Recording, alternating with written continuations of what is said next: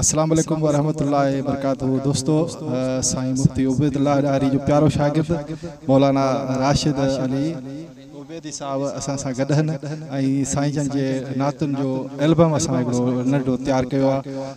उमेद थो रखां त हीउ अव्हांखे पसंदि ईंदो ऐं जेका बि जमायत आहे सभु गुज़ारिश आहे त असांजो हिन कयल महिनत खे ॾिसो ऐं चैनल खे सब्सक्राइब लाइक कमेंट शेयर कंदा हलो त जीअं असांजी ऐं हिन दोस्त जी हौसला अफ़ज़ाई थिए।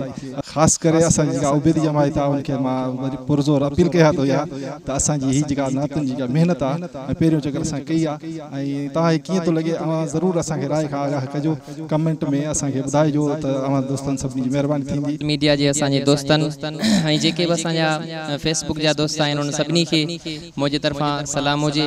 अल्हम्दुलिल्लाह अॼु असांजो साईं शौकत चांडियो जे स्टूडियो में एल्बम रिकॉर्ड थियो आहे। अल्लाह कंदो त तव्हां ताईं पहुचंदो ऐं तव्हां ॾिसंदा ज़रूरु तव्हांजी दिलि खे सुकून मिलंदो। ऐं हिन स्टूडियो में असां नातूब चयो आहिनि ऐं क़िबला मुफ्ती साहब जन जी मनक़बत पढ़ी अथऊं।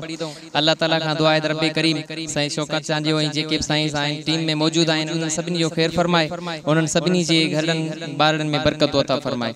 सल्लल्लाहु तआला अला खैरि खल्क़ी सय्यदना मुहम्मद वबारिक वसल्लम।